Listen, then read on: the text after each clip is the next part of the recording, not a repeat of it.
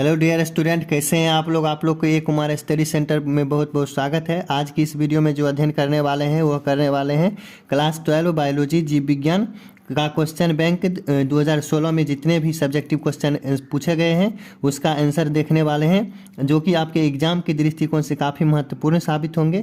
Question bank से भी बहुत सारे क्वेश्चन एग्जाम में आने की संभावना रहती है, तो इसलिए क्वेश्चन बैंक के सब्जेक्टिव क्वेश्चन को हल को देखते हैं।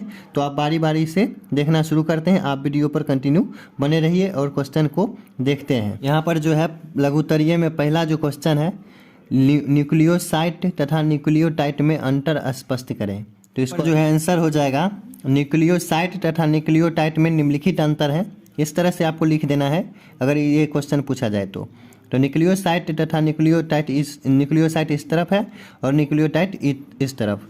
तो यहाँ पर जो है अंतर हो जाएगा, पहला अंतर यह नाइट्रोजनी क्षार, नाइट्रोजनी बेस जो होता है एवं पेंटोज शर्करा के सहयोग से बनता है। किसके सहयोग से? तो नाइट्रोजनी क्षार और पेंटोज शर्करा के सहयोग से यह नाइट्रोजनी क्षार पेंटोज शर्करा एवं फॉस्फेट ग्रुप से मिलकर बनता है। कौन? तो न्यूक्लियोटाइड। ये तीन चीज़ मिलाकर बनते हैं और ये दो चीज़ मिलाकर बनते हैं। और दूसरा जो अंतर हो जाएगा वह हो जाएगा इसका स्वभाव क्षारीय प्रकृति का होता है और इसका स्वभाव अम्लीय प्रकृति का होता है।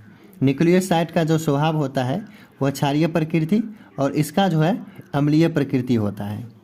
और यहाँ पर जो है एक तीसरा जो आंसर हो जाएगा, यह न्यूक्लियोटाइड का घटक है, यह न्यूक्लिक अम्ल तथा ऊर्जा का वाहक है न्यूक्लियोटाइड। तो इस तरह से इसमें मुख्यतः तीन अंतर हुए। अब देखते हैं दूसरा क्वेश्चन, कर्मिक विकास क्या है लिखें। तो इसका जो है जो परिभाषा हो जाएगा, कर्मिक विकास किसी आबादी या जनसंख्या के जीन पूल में वह सूक्ष्म परिवर्तन है जो एक पीढ़ी से दूसरे पीढ़ी तक पहुंचकर एक नई जनसंख्या उत्पन्न करता है जो पूर्ववर्ती आबादी को आनुवंशिक रूप से भिन्न होता है, कर्मिक विकास कहलाता है। अगर उदाहरण के लिए देखा जाए तो हो जाएगा घोड़े का कर्मिक विकास। इस तरह से इसका दूसरा का आंसर हुआ। अब देखते हैं तीसरा क्वेश्चन को, रेबीज बीमारी का कारण, लक्षण तथा नियंत्रण के बारे में लिखें। तो इसका जो आंसर इस तरह से दिया जाएगा, रेबीज बीमारी का कारण घातक रेबिड वायरस से रेबिड रोग उत्पन्न होता है। किस वायरस के कारण? तो रेबिड वायरस से ये जो है ये रोग उत्पन्न होता है। फ्रांसीसी वैज्ञानिक लुई पास्चर ने सर्वप्रथम रेबीज वायरस देखा था। कौन से वैज्ञानिक ने देखे थे? तो लुई पास्चर ने। ये ऑब्जेक्टिव में भी पूछा जा सकता है कि रेबीज वायरस का खोज सर्वप्रथम किसने देखे थे, सबसे पहले कौन देखे थे? तो लुई पास्चर ने सर्वप्रथम रेबीज वायरस देखे थे। वह वायरस कुत्ते, चमगादड़, गिद्दर इत्यादि जंतुओं में पाया जाता है। कौन से जंतुओं में? तो कुत्ते, चमगादड़ और गिद्दर इत्यादि जंतुओं में पाया जाता है। पहला ये तो हो गया रेबीज का कारण कि किस कारण से होता है। लक्षण जो है सिर दर्द, गर्दन में दर्द, सामान्य बुखार, क्रोध एवं चिड़चिड़ापन इस रोग का प्रमुख लक्षण दिखाई देता है।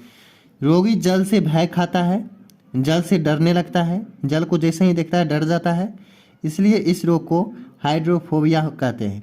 क्या कहते हैं? हाइड्रोफोबिया कहते हैं। हाइड्रो कहते हैं जल को, तो इसीलिए हाइड्रोफोबिया कहते हैं इस रोग को। और रोकथाम जो हो जाएगा इसका, रेबीज जंतुओं का रेबीज विषाणु के विरुद्ध टीकाकरण करवाना चाहिए अगर ये दिखाई दे लक्षण तो। अगर और उसके बाद कुत्ते अगर काट लिया हो तो ये सब चीज़ तो होना ऑटोमेटिक हो जाता है। तो ये सब लक्षण अगर दिखाई दे तो रेबीज जंतुओं का रेबीज विषाणु के विरुद्ध टीकाकरण करवाना चाहिए। तो इस तरह से इसका रोकथाम हुआ। लक्षण कुछ इस तरह से हैं और रेबीज कारण यहाँ पर हैं। तो इस तरह से तीसरा क्वेश्चन का आंसर हुआ। अब देखते हैं चौथा क्वेश्चन को, गेहूँ के 4 प्रोन्नत किस्में तथा उनके गुण लिखें। तो गेहूँ के 4 प्रोन्नत किस्म इस तरफ हैं और गुण कुछ इस तरफ हैं।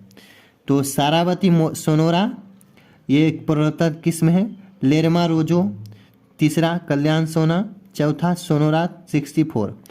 तो इसका जो है गुण जल्दी पकने वाली होती है कौन? तो सारावती सोनोरा। और बौनी किस्म का होता है लेरमा रोजो। और तीसरा जो है अधिक वर्षा वाले क्षेत्रों के लिए उपयुक्त है कौन? तो कल्याण सोना। और देर से बुआई के लिए है सोनोरा 64। तो इस तरह से चौथा क्वेश्चन का आंसर हुआ। अब देखते हैं पांचवा क्वेश्चन, बहुविकल्पता के बारे में साधारण लिखें। जब किसी एक लक्षण के लिए 2 से ज़्यादा वैकल्पिक एलील जिम्मेदार होते हैं, तो ऐसे एलील को बहुविकल्पी एलील एवं इस प्रकार की स्थिति को बहुविकल्पता कहते हैं। तो ये बहुविकल्पता के बारे में ये हुआ और ये परिभाषा। अब देखते हैं छठा क्वेश्चन को। वायुमंडल से नाइट्रोजन स्थिरीकरण के बारे में संक्षेप में लिखें। तो वायुमंडल में उपस्थित आणविक नाइट्रोजन, कौन सा, तो आणविक नाइट्रोजन का किसी पारिस्थितिक तंत्र के जैव भार ट्रेडिस एवं हुमस में संचरण, फिर यहाँ से वायुमंडल में संचरण जो जैविक क्रियाविधि द्वारा चक्रिक रूप से पूर्ण होता है। कौन सा, तो जैविक क्रियाविधि जो है वह चक्रिक रूप से पूर्ण होता है, नाइट्रोजन चक्र कहलाता है। यह परिघटना अनेक स्वतंत्र जीवी एवं सिम्बायोटिक नाइट्रोजन स्थिरीकरण माइक्रोब्स द्वारा संपन्न होता है। यह परिघटना अनेक स्वतंत्र जीवी एवं सिम्बायोटिक नाइट्रोजन स्थिरीकरण माइक्रोब्स द्वारा ये संपन्न होती है, वायुमंडल में नाइट्रोजनीकरण का स्थिरीकरण। तो इस तरह से इस छठा क्वेश्चन का आंसर हुआ। अब देखते हैं 7वां क्वेश्चन। एंटीबॉडी के 5 वर्गों के बारे में नाम सहित लिखें। तो एंटीबॉडी यानी कि प्रतिरक्षी तंत्र तो के 5 वर्गों के नाम लिखें। निम्न है इस प्रकार से। तो हमारे शरीर में कुल 5 प्रकार की एंटीबॉडी यानी कि प्रतिरक्षी तंत्र पाए जाते हैं, जो कि रक्त के प्लाज्मा में पाए जाते हैं। तो उनके नाम कौन कौन से हैं, तो IgA, दूसरा IgD, तीसरा IgE और चौथा IgG और 5वां IgM। इस तरह से 5 प्रकार के एंटीबॉडी पाए जाते हैं। यहाँ पर जो 8वां क्वेश्चन हो जाएगा, बाध्यता पर संक्षिप्त विवरण लिखें। तो बाध्यता, इनफर्टिलिटी, तो किसी भी दंपति की वह अवस्था जो इसे प्राकृतिक रूप से निषेचन या जनन करने से रोकता हो, बाध्यता कहलाता है। क्या कहलाता है, जनन क्रिया, रिप्रोडक्शन करने की क्रिया को रोकता है, उसे कहते हैं बाध्यता कहते हैं। तो इनफर्टिलिटी इसका इंग्लिश नाम हुआ और बाध्यता इस तरह से संक्षिप्त विवरण। अब देखते हैं 9वां क्वेश्चन को। शुक्राणु जनन तथा अंडाणु जनन के बारे में लिखें। पहले शुक्राणु जनन को देख लेते हैं। तो विरसन में शुक्राणु जनन द्वारा शुक्राणु के निर्माण की प्रक्रिया को शुक्राणु जनन कहते हैं। और दूसरा जो है अंडाणु जनन, अंडाशय के अंदर अंडाणु जनन द्वारा अंडाणु के निर्माण की प्रक्रिया को अंडाणु जनन कहते हैं। तो इस तरह से इसका 9th का आंसर हुआ। अब देखते हैं 10th क्वेश्चन को। निम्नलिखित पर संक्षिप्त टिप्पणी लिखें। रेड डाटा बुक, आंकड़ों की लाल किताबें, भारत में सुरक्षित क्षेत्र, ये दोनों पॉइंट पर संक्षिप्त टिप्पणी लिखना है। तो रेड डाटा बुक, आंकड़ों की लाल किताबें। आंकड़ों की लाल किताबें यानी कि रेड डाटा बुक सर्वप्रथम 1963 ईस्वी में अंतर्राष्ट्रीय इंटरनेशनल प्राकृतिक संरक्षण संघ के द्वारा प्रकाशित की गई, जिसमें दुनिया भर के उन पौधों और जीव जंतुओं को विवरण और सूची है जिनका अस्तित्व गहरे संकट में है, और कुछ तो ऐसे हैं जो विलुप्त हो गए हैं तथा जो विलोपन के कगार पर पहुंच चुके हैं। इसी सब को संग्रहित करके इसमें रेड डाटा बुक में दिया गया है। और जो है 20 नंबर पॉइंट, भारत में सुरक्षित क्षेत्र भू या समुद्र का वह भाग जो जैव विविधता एवं प्राकृतिक एवं संबंधित सांस्कृतिक रिसोर्स को सुरक्षा प्रदान करने एवं बनाए रखने के लिए समर्पित हो, सुरक्षित क्षेत्र कहलाता है। तो इस तरह से यहाँ पर दोनों पॉइंट का टिप्पणी हुआ। अब देखते हैं 11th नंबर क्वेश्चन को। सार्डन ब्लॉटिंग तकनीक से आप क्या समझते हैं।